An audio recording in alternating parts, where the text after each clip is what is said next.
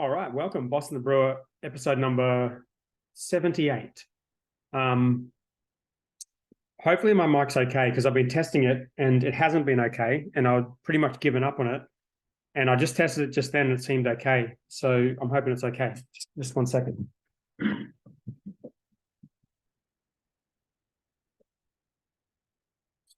Hendo will no doubt tell me once he gets on if it sounds like shit. Hey. All right.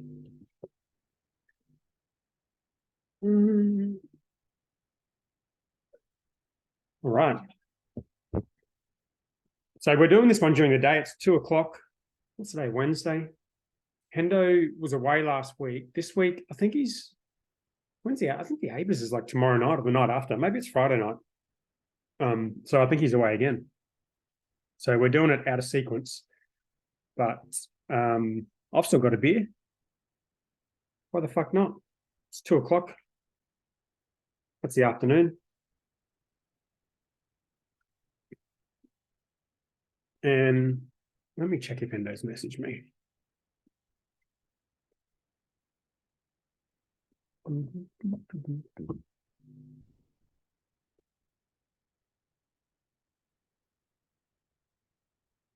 He has. He says, just a sec. All right. Well, I'm going to wait for Hendo. Probably not going to edit this out on YouTube. Sorry, but just skip ahead. I don't think my computer can handle big video files. So you have to put up with it, but I'll remove it from the audio podcast. Here he is. Let's go. All right.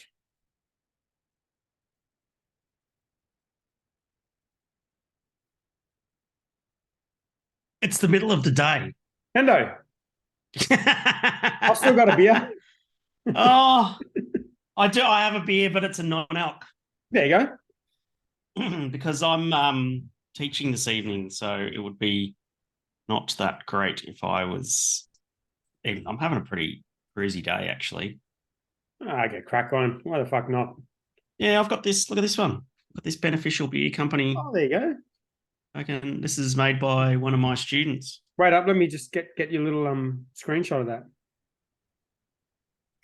The screenshot I took of Leon last week was pretty average. Very average. Oh boy. How's my audio? I've got my mic going. It sounds great, mate. You don't sound like a robot at all. Okay. Well, I've got a backup going in case it starts to sound like a robot, but hopefully it doesn't. Okay. Well, that's good. Whatever advice you were given to sort that out worked. Well, it didn't actually, because I tried like 5 different things and nothing worked. And just randomly before this show, I thought I'd just try one more time just before throwing it out. And for some reason it's working. So I have no idea why. Wow. It must have known. Have you had that beer before? Actually, I have not. And this can's really interesting because it says vegan, low carb, additive free, no preservatives, 100% natural, solar powered. Wow, that's a lot of things. Adult beverage, and it's got a nutrition panel on it. That's amazing. 259 kilojoules, 62 calories, 1.1 grams of protein. There's not much fat in it, by the way. Okay, well, that's 13.5 grams of carbohydrates, but only 0.3 of a gram of sugar. Interesting. How's it taste? I don't know yet. I haven't tried it. Here we go.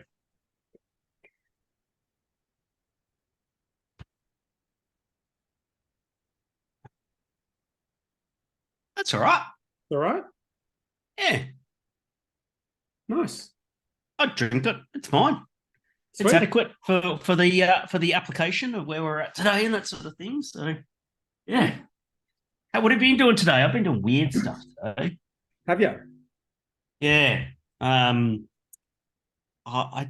You know how we've spoken about your mutual friend Taki Moore? Mm-hmm.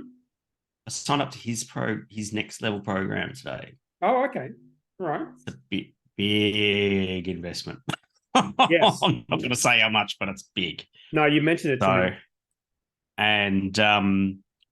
And so yeah, I'm going to Hawaii in July.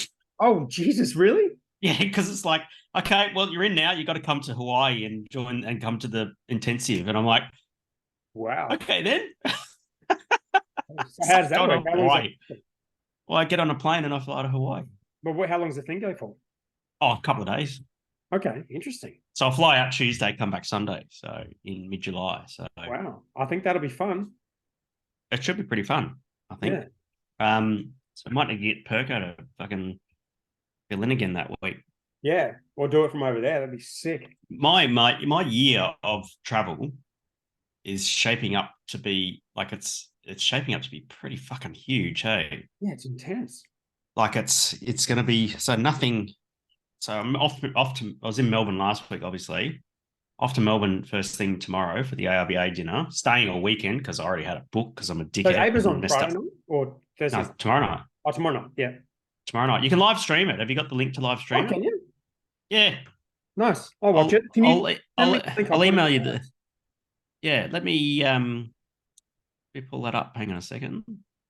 And so yeah, you can do the you can live stream the AIBAs, and here we go. Live stream the Australian International Beer Awards presentation. Let me just grab that link. Of course, it's a short. Oh, of course, it's a short link. And yeah, here we go. Chat with. Oh, put it in the Facebook chat. That'll be better. I'll link to Taki Moore's page as well, so people can see what you're Yeah, up. it's million dollar coach. I think Yeah, it is. I've just put it in. And he's been great because I did his program just before COVID and implemented all his stuff in Rockstar during COVID, and it's been a lot of value, you know. Yeah. And so for the amount of money that I'm looking to invest in this over the next 12 months, if it pays off the same return, it's going to be pretty big. What made you sign up for that? What was like the Oh, we look, talked about it before? yeah, look, I need to do something with both Rockstar and Smart Sensory to really put a fire on it and grow it beyond just me. Mm-hmm. You know, I think the biggest thing that sort of goes against Rockstar is that I'm the only person involved in the business. I do everything in the business, and I think and I want to create sort of a bit of a lifestyle thing about it. And I was talking to the lady from Taki's team today. She said, "What do you want to do?" And I said, "Look, I just want to be able to set up the business so I can focus one day a week on TAFE because I genuinely enjoy it. I don't do it for the money. I do it because I genuinely enjoy it. Yeah. And I love putting the skills in the industry. And if I can spend my Mondays doing that, get some floor time with the students, having a good time, and then travel, ride my motorbike. Yeah. My needs are pretty simple, man. Very What is it simple. about? Is it about the way the business works currently that doesn't enable you to do that, or just like because you're so hands on? I'm so hands-on and I'm actually getting in the way of the success of the business. Yeah. Right. Yeah. You know, I'm my own worst enemy in that. And so I need to learn the skills on how to, you know, create the type of business that I can sort of manage a team. And I think it would be so much better, particularly around like, so some of the areas that I highlighted where I needed work was content. You know, like YouTube, whenever I do YouTube content, the business does really well, but I just don't make the time to do the YouTube content. And there's so many ideas that I want to throw out there and that sort of thing. But it's hard to write and shoot and edit and deploy a 10-minute YouTube video. So Sure is. that fucking goes into it, right? You know, and you're impressive because you blog, right? Blogging is easy because you write a blog. Maybe you get ChatGPT to do it half the fucking time. I don't know. Funny you should ask that. I'll tell you something about that. I'm doing something tomorrow about that. And you blog and you've done it enough that's your format that works for you, and it gets reshared and all that sort of stuff. I think when it was on Smart Company or something last week or something. Yeah, but it's I think it's less and less effective over time. I mean, it's all about video these days. If you can do video, you're killing it. You're way better doing that. Absolutely. And the other thing is I just want to get out of the office. Like I just don't like being in the office. It's okay sometimes because you just got admin and shit to do. But I'd rather be out in breweries doing shit, and that's kind of the kind of the lifestyle that I want to lead. I think Is it filming funny? content in the breweries is a good idea because most breweries would be pretty open to that. I would have thought. I was Well, listening to as you long as you don't recently get in the on way. Remember, I'd filmed Adam some Shell's over thing. at Black Ops HQ and that sort Yeah, of thing. And that was tricky because you get in the way of production and you got to be really mindful of that. well, yeah, So, but you can do it. Like, I suppose if you're doing actual production things, but like the one you did with Adam Shell, where you're like, you're in a brewery and you kind of got the brewery in the background, you're doing oh, the like Aussie that Beer kind of Voyage stuff. video. Yeah. Yeah, that's Well, that was pretty good because it was like, that was good fun. We're sitting in the bar area and that sort of thing. yeah. And that worked out being really good. Yeah, I don't know.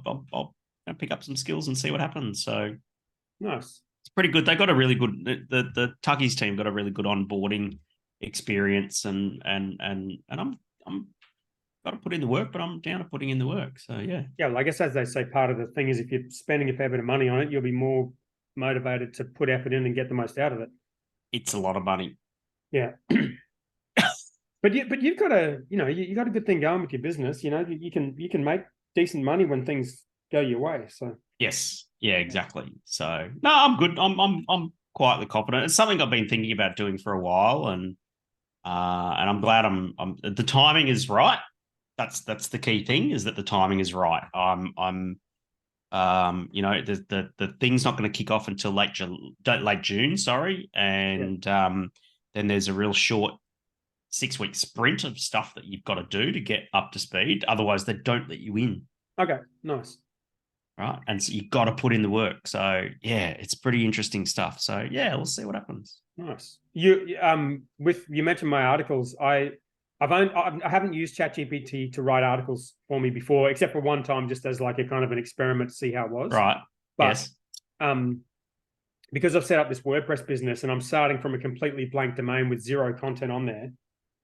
Yesterday, I was like, I should start looking at doing some content. And then, because when I first set up my business years ago, I wrote 13 articles in one day because I was like, I'm setting up this domain from scratch. I'm just going to write a shitload of articles and put them up there on day one. Yep. For SEO.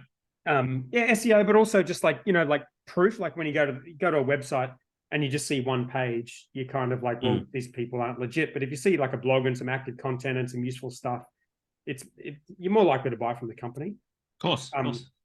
So anyway, I've set myself a goal tomorrow to write 20 articles for this WordPress site, and I'm going to use AI to help me. That'll be achievable, I think. I think so. Yeah. How is that all going, anyways? It's going. What's it called again? WP. What's it called again? WP Master. WP Master. Yeah. It's going pretty well. I've got 4 signups. I want to get right. That's 2. That's double what you had last week. Oh no, I got 2 from that one article, which I thought was kind of newsworthy. Did you know them? No, completely random people from that one article they put on Smart Company. What? Yeah. Holy shit. Yeah, that's impressive, mate. I'm talking to a guy who's got a small agency about buying it, and so I want to buy this small agency to make up sort of half the income. So I'm sort of starting, not from nothing. So I'm planning on growing by acquisition, and then just a small thing, and then sign up maybe 8 or 10 clients over the next couple of months is kind of the ideal. So I'm not sort of marketing it too much, but I want to put content on the site for later on when I do. Yes. So anyway, yeah, it's going good. I can tell you what, using AI is helping a hell of a lot. Fine. Yeah. Yeah, I couldn't do the business without it. Like my last business, I could only do it because I had 30 developers. This one I'm doing it all myself. And Australian only. Yeah. And AI is very useful when you run into problems with WordPress, it turns out. How so?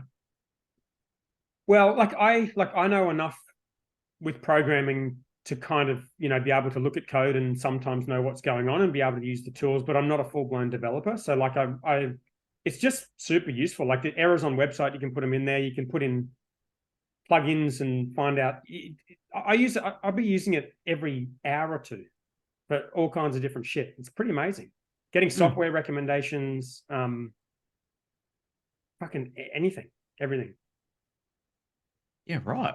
That's impressive. Yeah, pretty cool. And then I've been using Bard a little bit as well because it can browse the internet. I think the paid version of ChatGPT can as well, but I've only got the free version.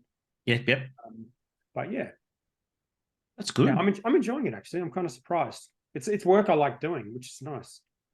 Well, that's good, man. If it's all about just a lifestyle business and that sort of thing, and why not? Yeah.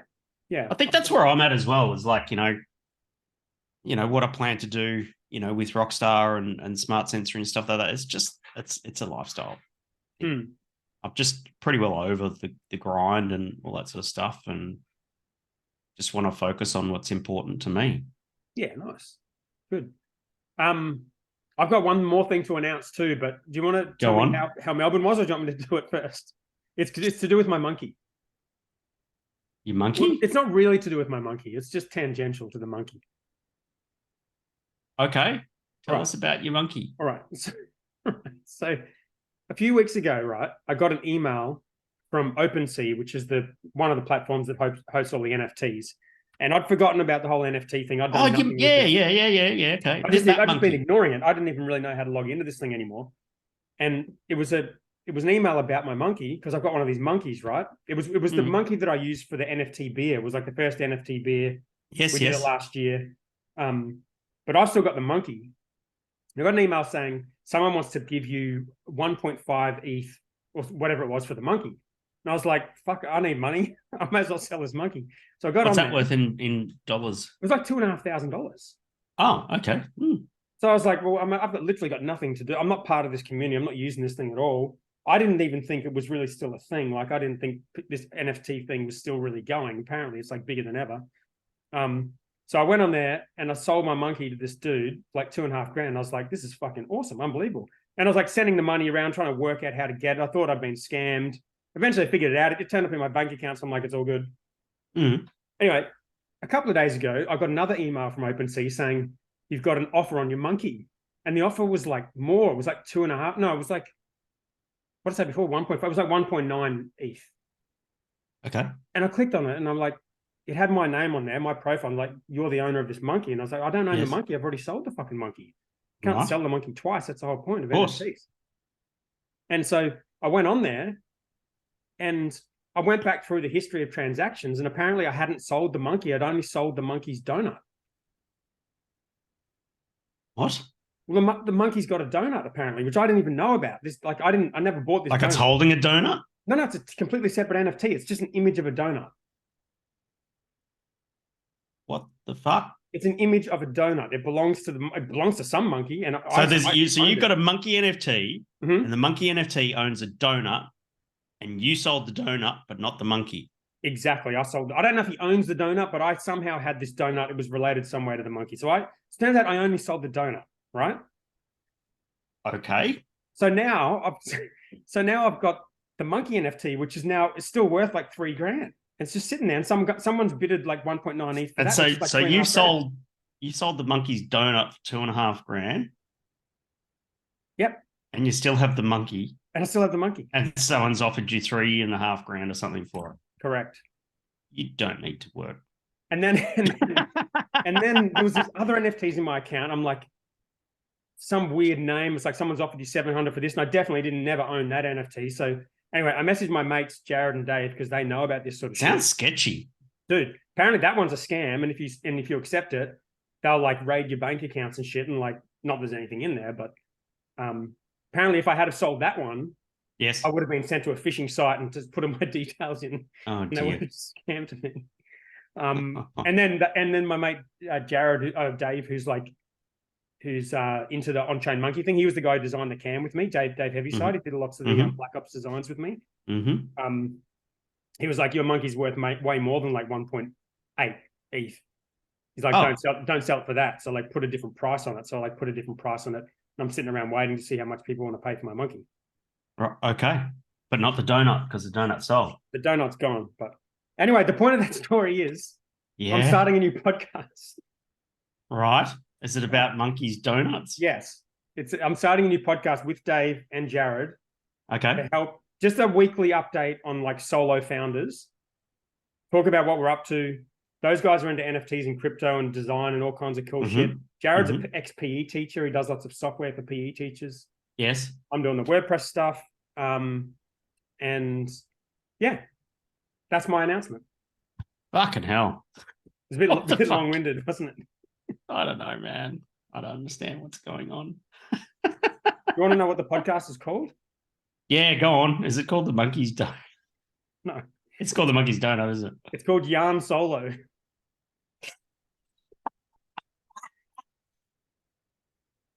Wait, but you're not solo on the show. Oh, as in Han Solo.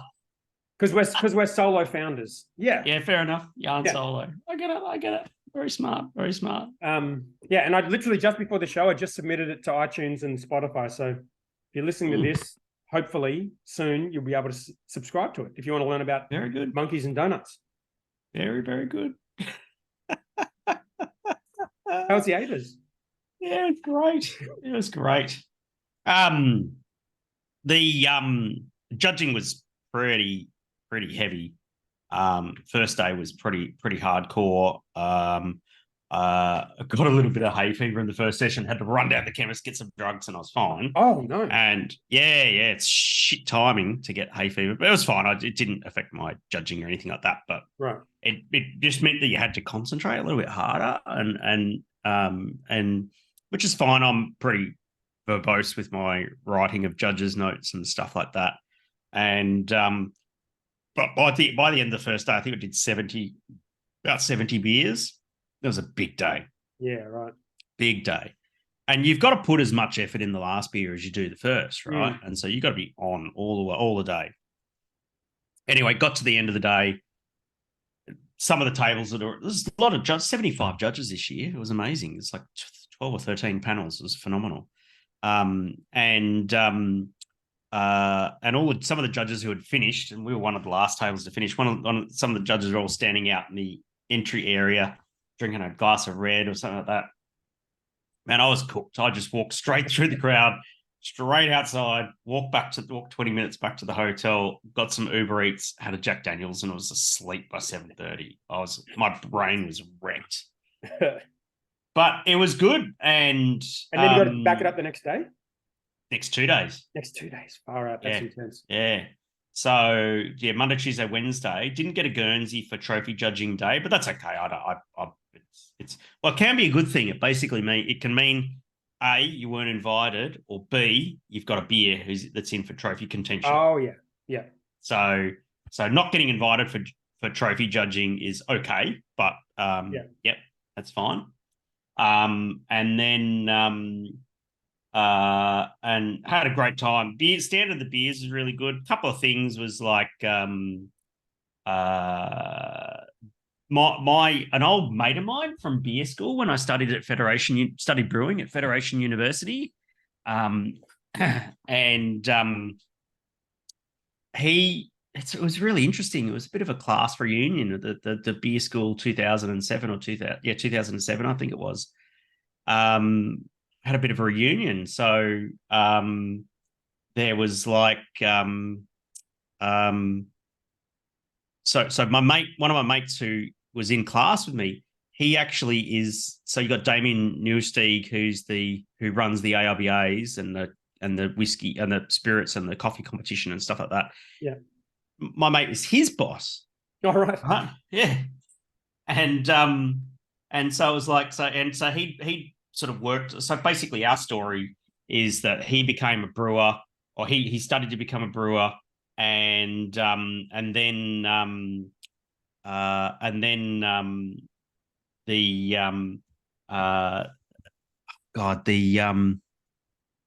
who else is there? Pete Aldred was our teacher, and Pete Aldred was judging. So he brews at Auntie Jack's and that sort of thing.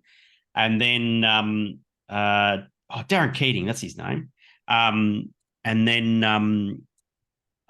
Glenn Harrison, who works for Ellerslie Hop, who's there, who's classmate as well. And so I got this really cool photo of the four of us. And the only person who was missing, who's usually there anyway, is Paul Holgate from Holgate here. And he's usually out judging. He wasn't there this year. So it could have potentially been five of almost half the class. Yeah. Having this class reunion. So it was really, really good. And it was good to see Pete and that sort of thing. And a lot of fun. And that was really good.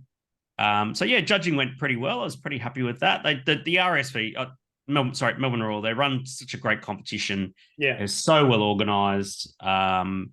You know, and I'm really looking forward to the results. So basically, I'm back on a plane first thing tomorrow morning, back down to Melbourne with my suit and suit up tomorrow afternoon and go to the AIBA gala dinner.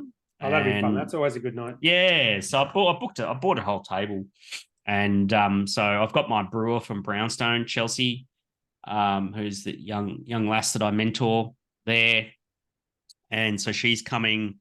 I've got Kyle and Michael from Alice Springs Brewing Company on my table. Oh, nice. And then forget about Taki Moore's ticket prices. How are the AIBA table prices? That's some coin. Yeah, it's a couple of grand. It was pretty worth it. Yeah. And the rest of the tables to Brownstone crew. So I'm pretty happy with all that. And so yeah, we would get together tomorrow night and have a couple of drinks, and no doubt there'll be some after party somewhere, and hopefully I hope Chelsea walks away with some silverware, which would be really nice, because she's worked so hard on her beers and her brewing, and the pale ale in particular has dramatically improved. We've done some pretty key fundamental changes to the formulation of that beer.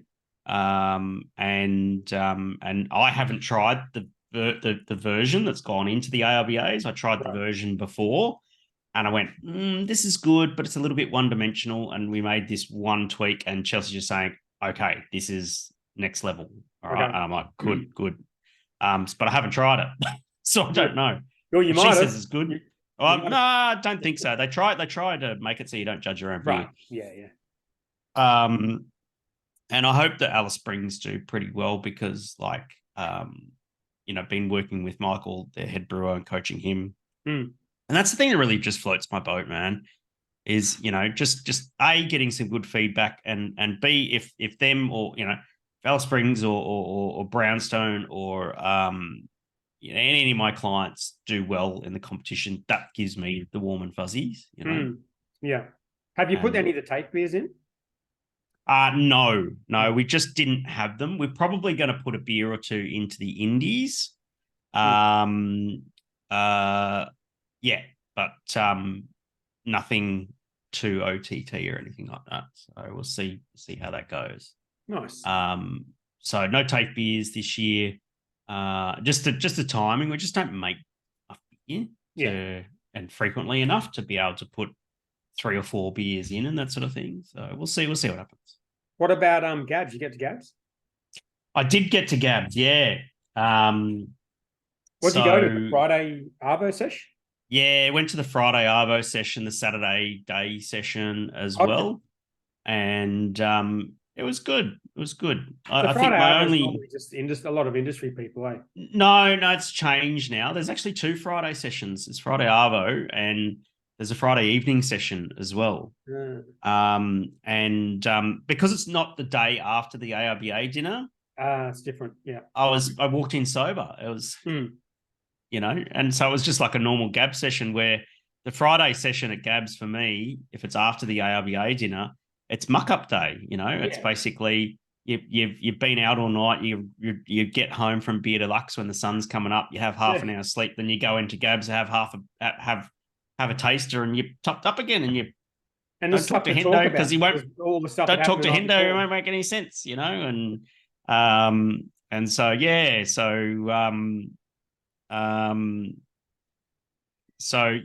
you know, just hanging out with a friend, and it was good. Nice.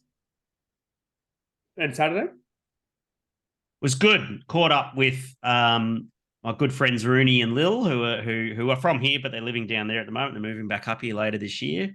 And actually, that was really good. We started because they'd hung out with me last year, and for me to walk around GABS, it's really difficult because I see so many people and I get caught up and that sort of thing. Not that I dislike it or anything like that. It's just that's just the experience. Yeah. And we sort of did that for a little bit, and then we said, let's get a paddle.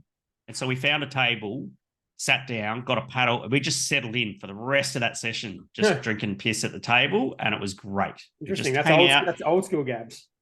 Old school Gabs, absolutely. And we're Yeah. just hanging out and then yeah, it was good. You probably seen the photo of me in the Little Creatures can and all that sort of stuff. Yeah, I saw that. What was happening there? That's their stand? That was their stand, and I was wearing a Little Creatures can. They just offer that to the people that come past. Yeah, so I was having a beer there on the Friday afternoon, and what was happening was people were getting pretty hammered, and they just let anyone try on the can for a photo and that sort of thing, and they're just sitting there. And this one girl comes up, and she puts the can on, and she runs off. Oh no! You gotta expect with that. The can, and they went chasing after her, and then she fell over on her face. Oh wow! So funny. Anyway, that was all good. So Gabs was a really good experience. I had a really, really good time. Oh, that's and I was watching that. It looked really fun. really well done. I will be at the Brisbane Gabs.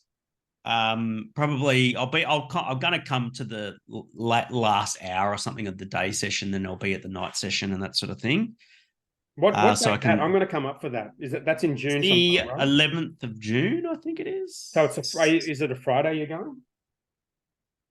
Or Saturday? It's only one day. Oh, is it just on Saturday? Yeah, let's have a look. Gaps Festival, get tickets.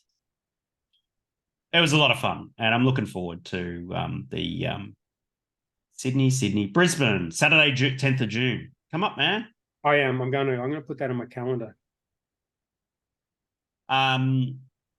Was nearly going to go to Sydney, but I just don't have the money. So 10th of June, Arvo session you going to? I'm going to do the evening session. Yeah. So come to the evening session, mate.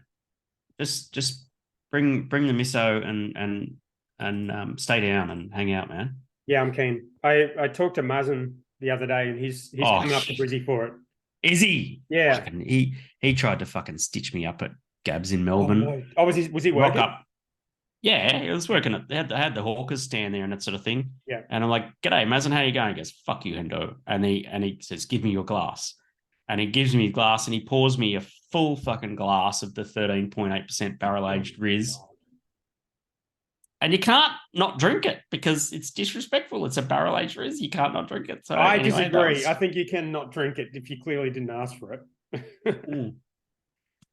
You can at least subtly kind of say, "This is really good, thanks." And as soon as you're talking to someone else, walk off and then walk off. I'm sure that's what chestnut. You did. No. I drank the bloody thing. It was delicious. Did you? Yeah, sure it was. Yeah.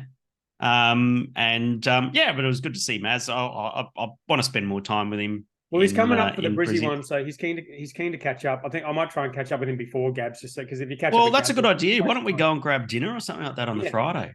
That'd be good. I think that'd be good. Grab dinner on the Friday. Nothing too outlandish because it's going to be a big day the next day. And yeah, keen.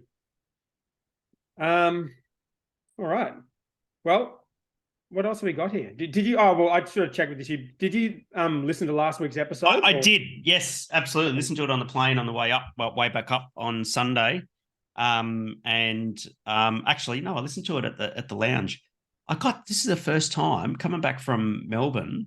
Do you know how I've got that thing because I'm Virgin Platinum and you can just rock up the airport and there's a seat on an earlier flight. You can just go. I rocked up to the airport. I had a plane ticket for 6:10 p.m. flight. And I rock up to the airport at I think it was 8:30 in the morning or something like that. Because there's a flight every hour. And they said, nope, every flight is full. You're going at 6:10 p.m. Oh my God. Yep. You didn't think to ring up, or is that not an option? What? You didn't think to ring up beforehand? I don't think you can ring up for flyhead. It's just at the airport. It's like standby. Okay. Yeah. Okay. Yeah. And I don't think you can do it over the phone. And so I was like, oh, well, stuck here at the airport for the day. So I got stuck in and got some work done. I was pretty happy about that. So, yeah. So you just go in the lounge and get Wi-Fi and... Yeah, just get Wi-Fi. I got a hell of a lot done. It was actually really constructive. So that's good. Yeah. And then had a couple of beers and a bit of food. And the time passed pretty quickly, to be fair. And I listened to the podcast and that sort of thing. And it was good. I on the Black Flag thing, Leon and I share the same point of view about that. You know, he had it hit the nail on the head there. One of the things that I did find, though, and I'd love to get them on the show actually, is I started looking into. There was a lot of controversy in Melbourne around it. It kind of blew up during judging and stuff like that. Yeah, I wondered if it and would have been. And I was on the same table as on the Wednesday as Lindsay Gregg, she's what's her thing? Talk Beardy to me on Instagram, and she she had a really interesting point of view about the whole situation, which we kind of had a chat about. It's like, they probably, like, beer's an adult drink, and they probably could have called it just barely legal, and if that had been the end of it, they probably would have gotten away with it. If they had called it barley legal, which would have been a nice play on words for a high ABV beer, that would have been okay as well. But it just went downhill from there. But I won't rehash that. But anyway, so the thing is that I started following Drinks Agents for Change. I think they used to be called Beer Agents for Change. I think they're called Drinks Agents for Change. Yes, yeah, I followed them on Instagram. And I thought that was, and because there was a lot of controversy going on, GABS got caught up in it, and then Pink Boots put an announcement out saying that they were boycotting GABS and all that sort of stuff. Oh, really? And, I didn't see that. Yeah, or they're not participating in GABS. But at the same time, they had a Pink Boots breakfast outside the exhibition building on the Saturday. So it was like, you better take a part in it or what? And so it's not the same. Pink Boots is not the same as Drinks Agents for Change and that sort of thing.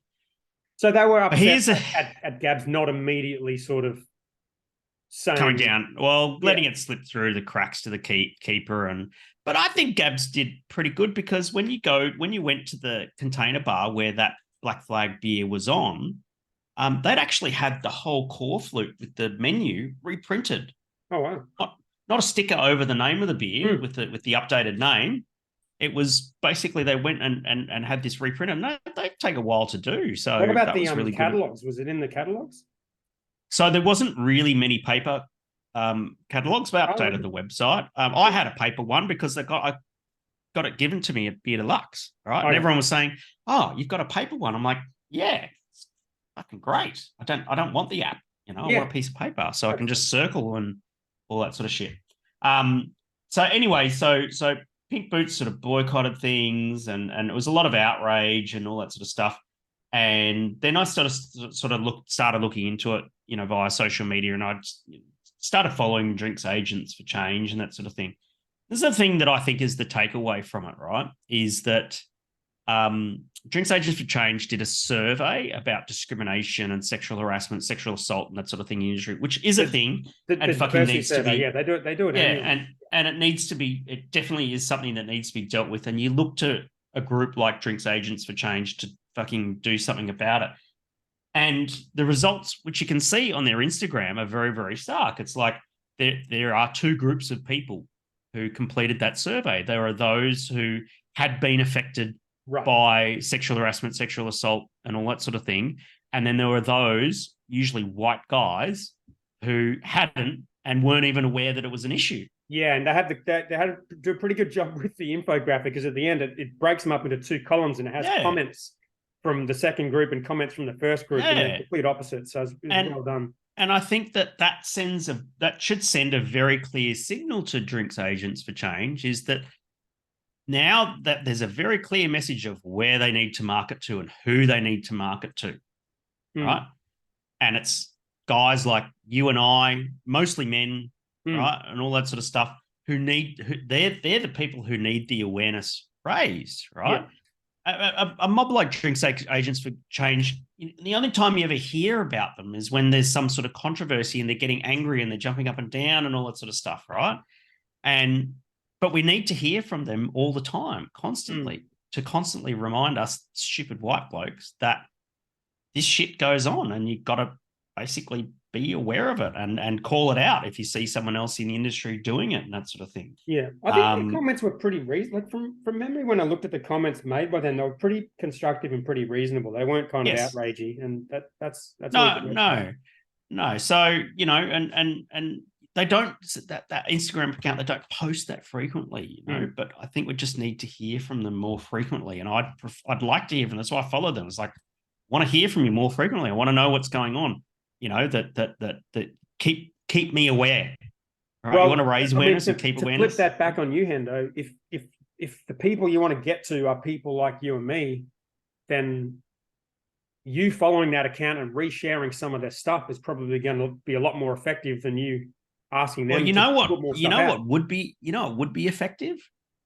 Actually getting guys like us involved in the message. You know, because like, you know, one of the photos that's on their Instagram profile is like 4 chicks with their you know, arms crossed like that, and it's like, that's great. You're upset.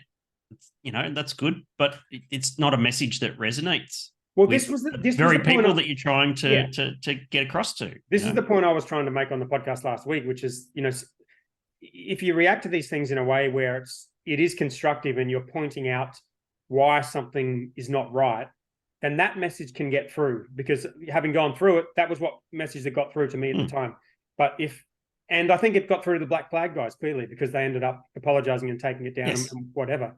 But if all you're doing is kind of just digging up the past and just slinging abuse at people, which some people do in these situations, it just makes people fucking angry and inflames the situation and makes it worse. So I mean, exactly, it doesn't help. And that's my point, is that yes, you're right. You know, there's been some opinions that have been changed over the last week and that sort of thing, but at the same time, when there's not some sort of controversial situation happening, we still need to hear from them. Yeah. You know, as a reminder, you know, that this is happening and people need to be reminded and all that sort of stuff. You know, because you said that we had spoken about that beer as well. Oh yeah, no, we saw. I can't remember what we said. As soon as I saw the name of it, I was like, "Oh man!" What did I say? What did we say? What did I say? I was like, we both said the same thing. We were just like, I think I saw it and brought it up, and we were both just like, "Oh shit, that's not good." But that was just after seeing the name, let alone the the label obviously just changed, because all we saw was names, wasn't it? What's that?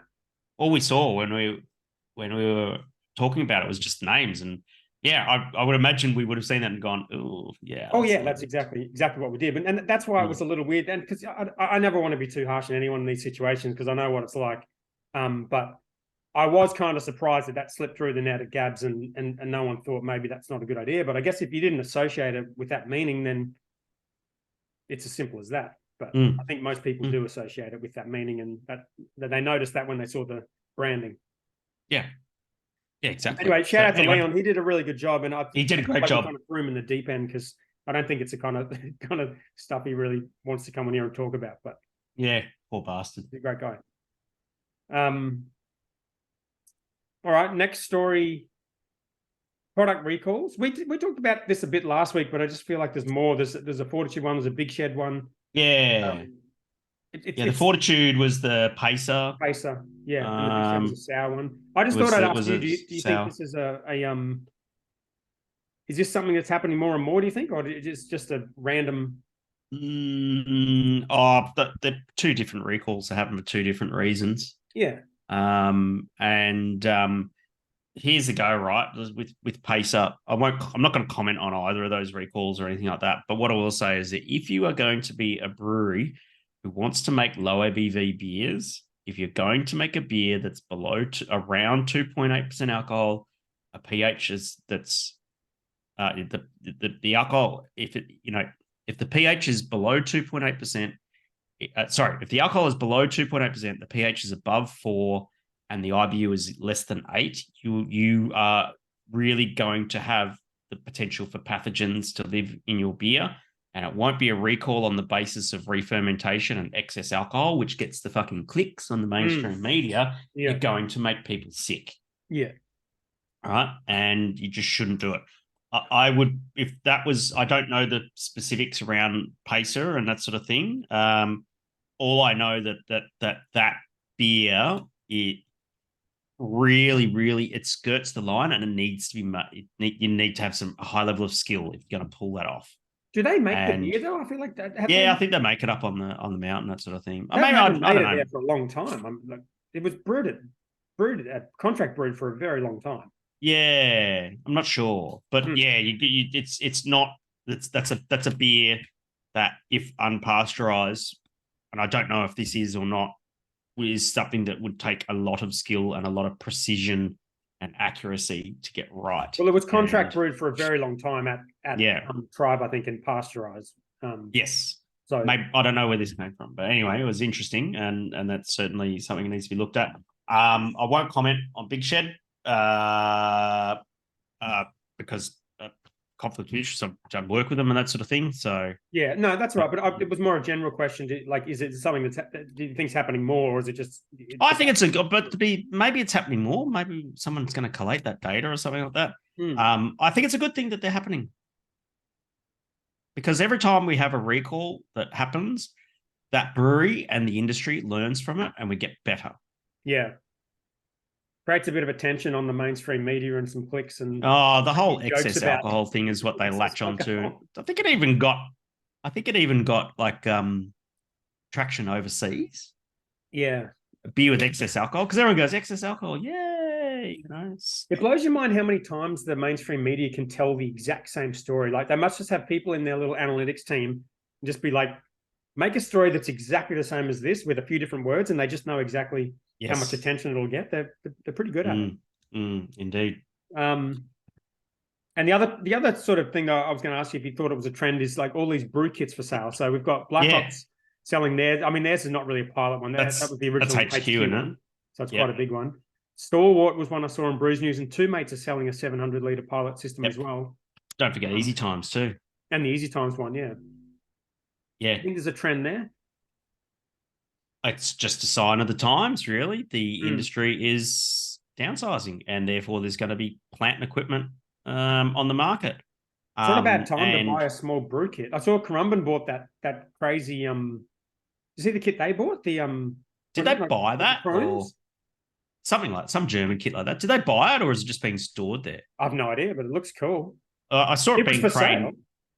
I know, that's the thing. It was a very expensive bit of kit. It's $100,000 1,000 litre, 10 hectolitre brewery. It's very, very expensive. For a 25-year-old system as well. They might have negotiated a better price. I don't know. I haven't asked them. Who knows? Be good to see the boys have a brewery down at their tap room. Hell yeah. See what happens. Good time to buy a pilot kit, probably. Yeah, or any stainless steel, you know. That Two Mates one looked pretty good. I wonder where that's come from. I don't think they had a pilot kit in Lismore, did they? And if they did, it would have been underwater. Yeah, it looks like one of the SS Brewtech ones or something like that. Unless it was the kit they had at Varsity and they're just not going to brew there anymore. Maybe.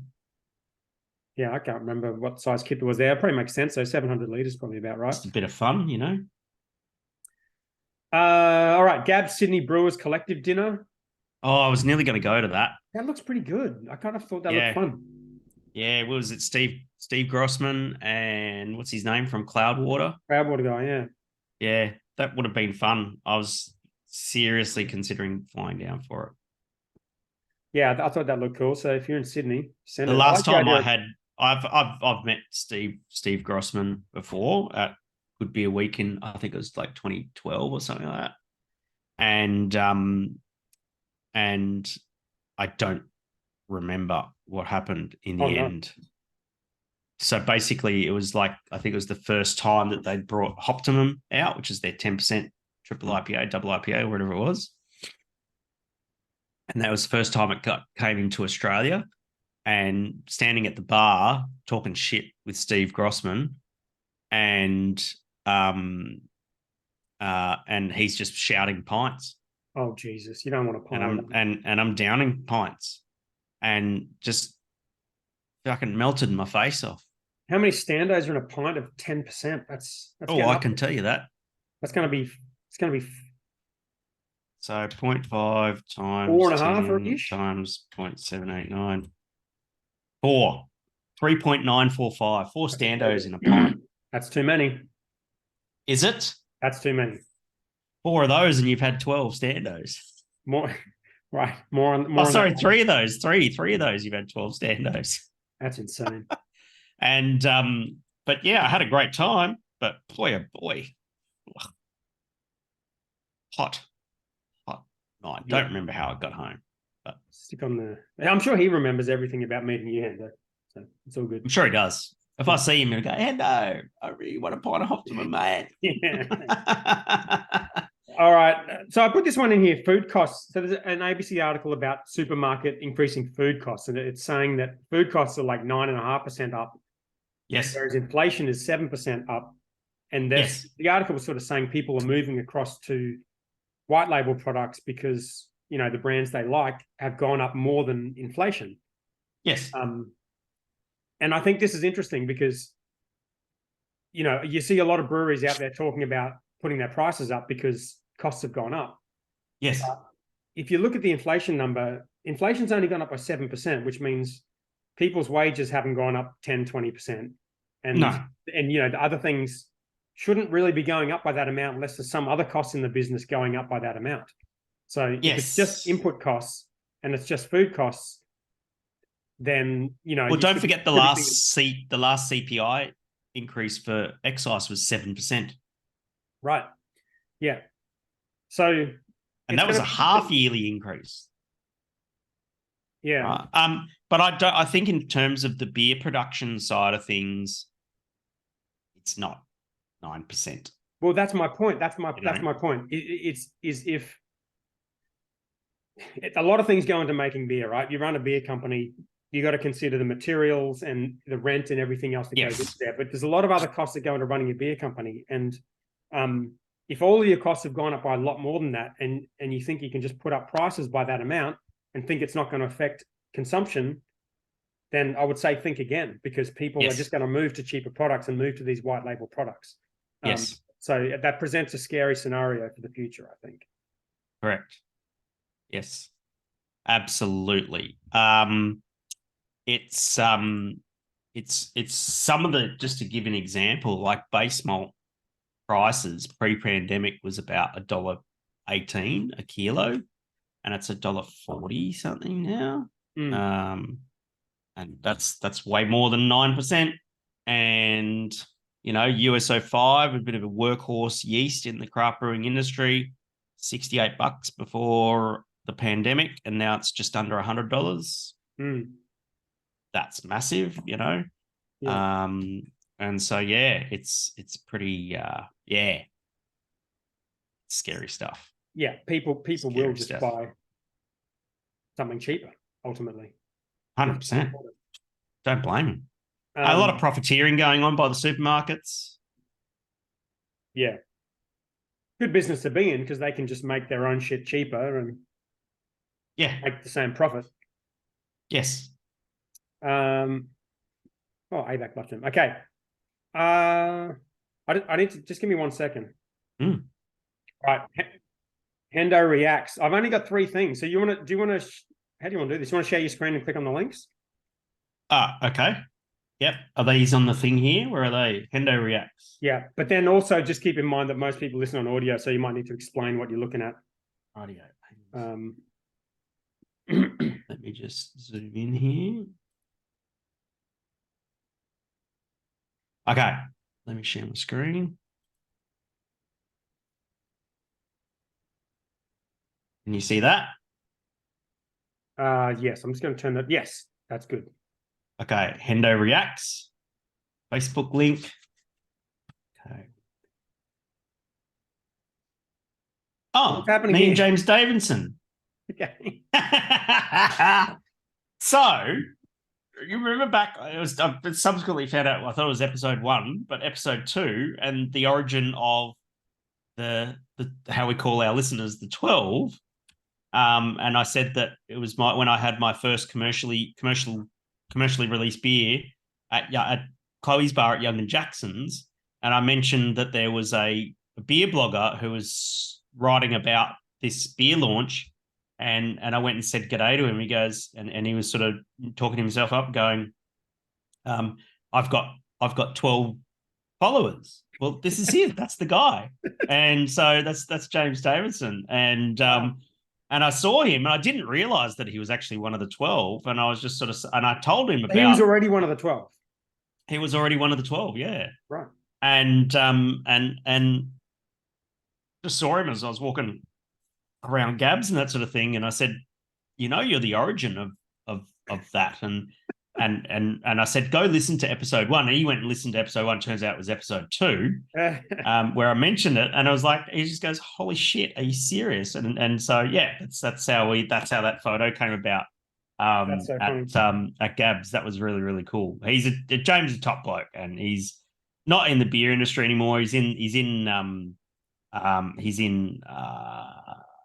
tourism, and he's loving it. So yeah, shout out to James. He's such a fucking legend. All right, am I doing the next one? Next one. Another Facebook link. Here we go.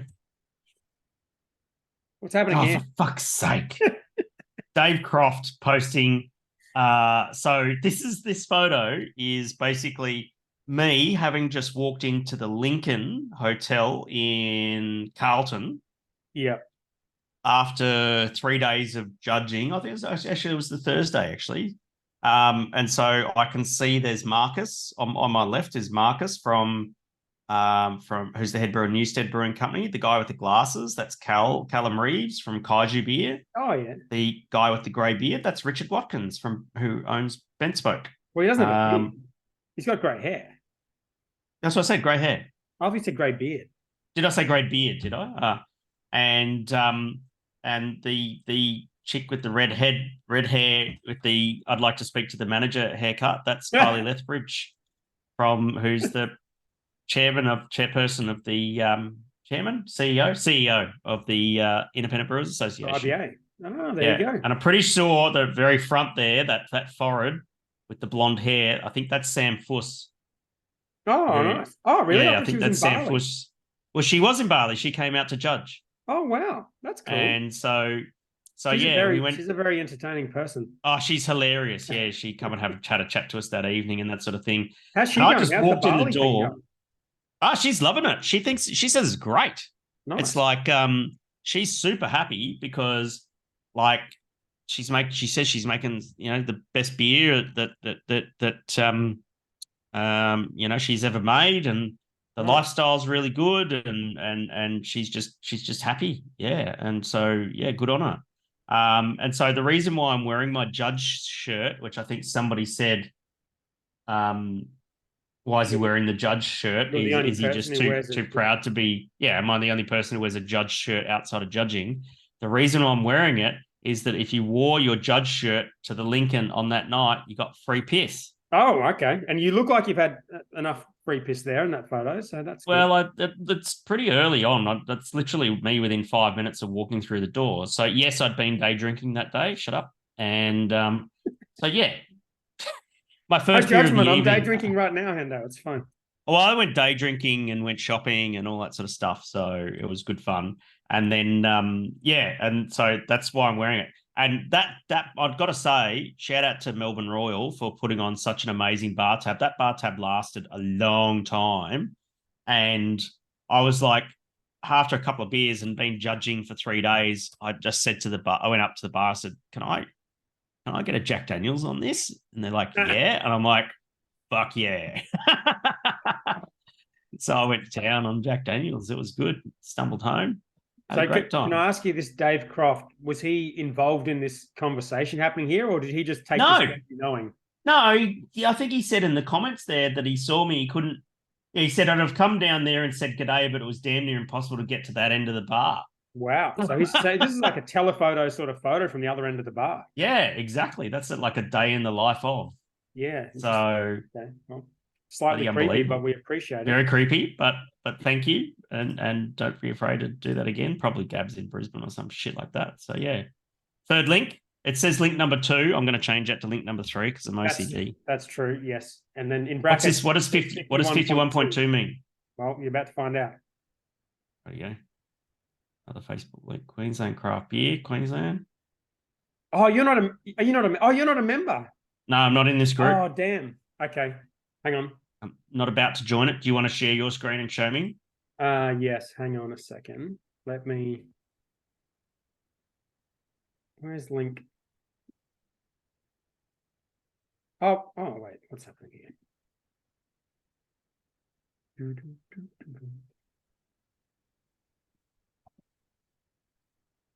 I'll link 3. There we go.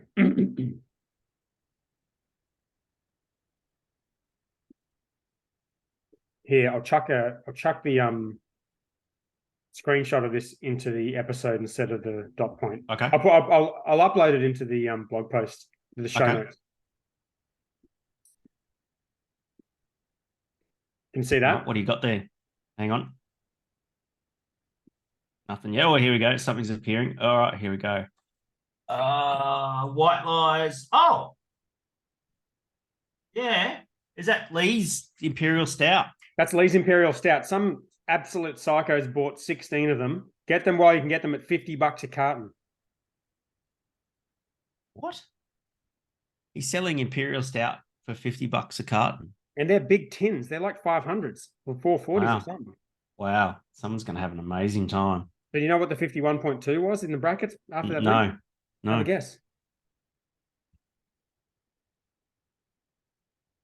I don't know. Number of standos in that carton. Oh, get out. That's $1. That's less than $1 a stando. That's pretty good. That's wine prices. That's true. $1 that's like per box, standos. That's box wine prices. Yeah. Post-COVID inflation issues, not a problem. Out the bloody window there. Yeah. Unbelievable. Nice. Lee, what are you doing, mate? Trying to kill us. All right. All right. We got some questions. Not too many though. Dick. It's I think doing it during the day doesn't help with the questions, but we got a few. We'll see what we got. Hey, do you want to know something funny? I had that non-alcoholic beer, and I think it's a bit of fucking Pavlov's dog. Something happened. I feel like tipsy. Not shit-faced, but I feel tipsy. Interesting. I wonder if that's actually a thing. It could be, but there was always a little bit of alcohol in them too, aren't they? Maybe you're just coming down off a big week and... Maybe. What does it say about the alcohol content? Trying to find out.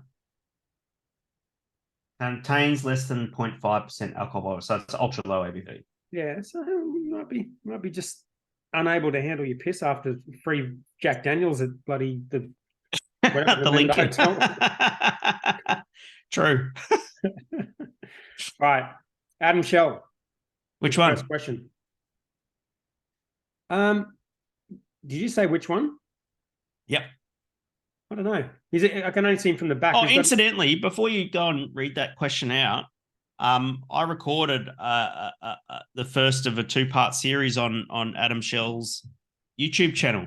I got released last weekend called Aussie Beer Voyage. Yes, I mentioned at the start of this episode. Did you? Yeah, go check that out. I'll put the link to it. Have I got it in the notes? No, it's not in the notes. I was listening to it. Hang on. I'll add that into the show notes. So bostonthebrewer.com. Mm-hmm. It'll be up there. It's good. It's good. Good watch. I was watching it. Did you watch it? I'm almost finished. It's up here on my screen. Yeah, good. Cool. All right. So Adam Shell. It is the same Adam Shell, by the way. So good. Not question: that one. Where do you think the next brewing leap with technology will come from? Hops and yeast seem to have benefited from the most from these advances, but there are a couple more barley varieties now as well. Nice serious question. I would agree with that. Actually, I think we're going to be looking at barley varieties that perform well during climate change. Barley varieties that are more consistent for less nutrients and less water and all that sort of stuff. Absolutely. Yeah. Yes. Yeast. I mean, the latest things happening around yeast is all the GMO stuff around thiolized yeast and that sort of thing. Not legal here in Australia, so can't really do much about that. That's interesting. All the genetic stuff with CRISPR. It's fascinating. Maybe we'll get yeast. To make all that like bio food stuff, they use like fermentation tanks. It's like you get a lot of course. Tanks, then if you go buy a probiotic from Yakult or something, that's bacteria that have been propagated. So that's it.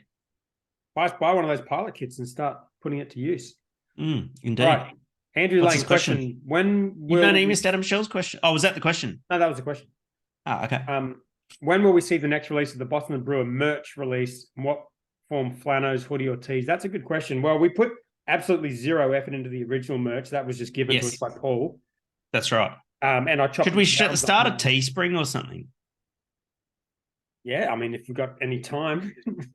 Oh, you've got a graphic designer. I've got a graphic designer. Yeah. AI driven. Hey, we got AI as well.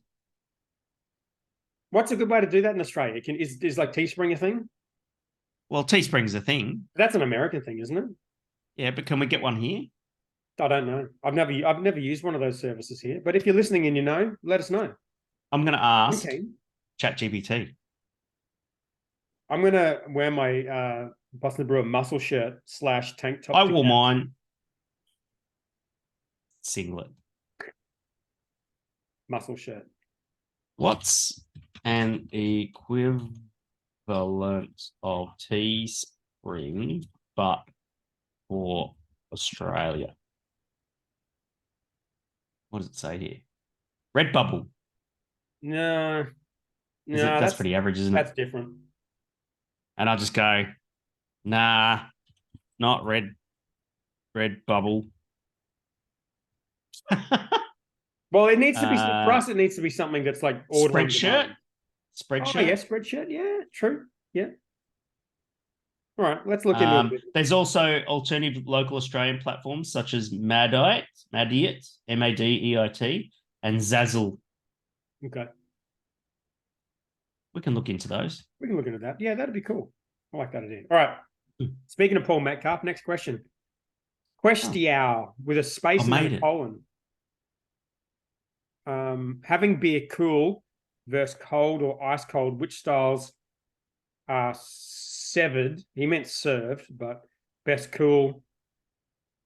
By the way, did you see in the infographic for the diversity survey, it said there were no decent Asians in the brewing industry, but I think it said no people with Asian descent, but it just said decent. Am I the only person that noticed that? No, I didn't know that. All right, I'm just pointing out what I noticed. Okay. No decent Asians. All right, Paul Metcalf. Having beer cool versus cold versus ice cold. Which styles are served best cool versus cold? Hope it makes sense. Kind of makes sense. A few typos and extra spaces, but I appreciate the effort. Yeah. Could you say the question again? I'm fucking confused now. Well, he's just saying which ones do you want to serve cool versus cold? Oh, which beers you serve cool? Okay, so pale lagers and shit you serve as cold as buggery. Yeah. Maybe even your Irish stout and that sort of thing. And the higher alcohol, in general, the warmer the beer should be. What about the higher the levels of aromas, like IPAs and hazies and whatnot? A bit warmer for a bit more aroma, or correct? Yeah, a little bit. Not ice cold, but yeah. I know that's like technically true, but I'm all about ice cold. I don't care. Yeah, fair enough. I like my beer cold. It's fucking weird when beer's not cold. Yeah. Like hand pump beer that's supposed to be like English bitter or whatever. It's supposed to be hand pump. It's gross. Yeah, absolutely. I'm just looking at Zazzle. We can sell on Zazzle. We can sell premium socks. Imagine having Boston the Brewer socks. That's pretty sick. Wall tapestry. No flannels. No. We should do a collab with Dulux. Just get them to do the merch and just put our little logo on there. Yeah. All right.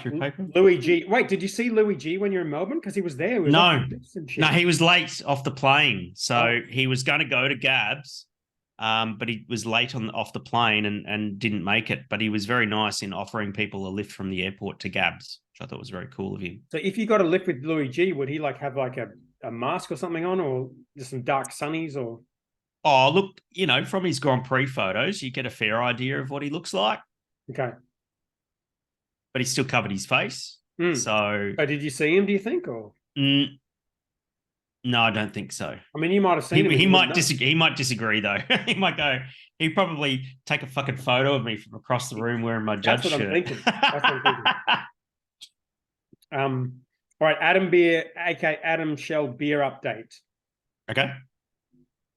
Adam Beer update. Yeah, Hiker. We were talking about Hiker, weren't we? Did they open, or did we just make that up? No, they're open to it.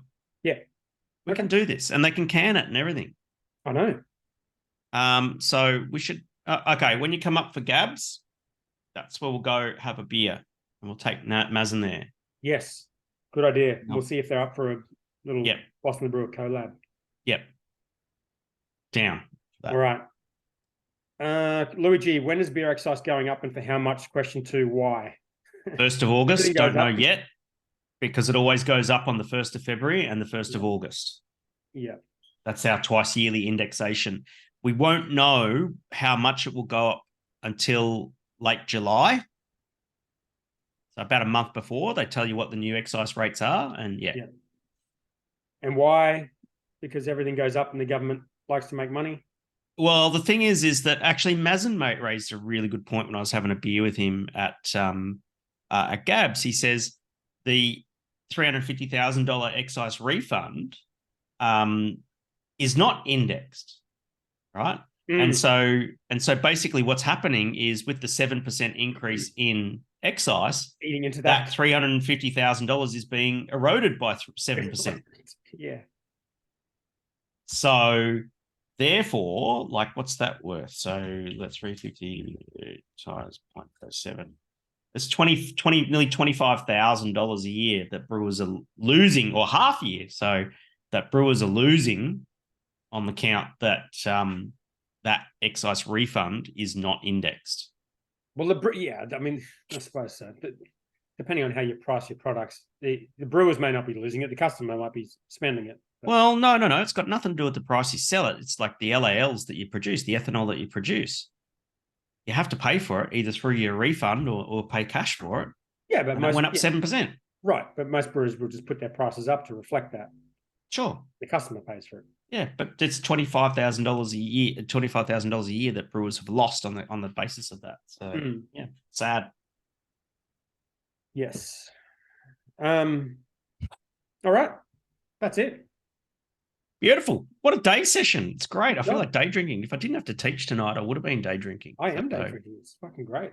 Watch the live stream. That's a beautiful day. Nice lawn, by the way. Yeah. Did that myself. Nice lawn. Watch the live stream. You might see me in a suit. And good luck to all the brewers out there. And we've done our under-over for the AIBAs, I think. So... Did we? I don't know if we did do that. Stomping ground at Moffat Beach. Yeah, we talked about it last week, and I was just like Moffat Beach, but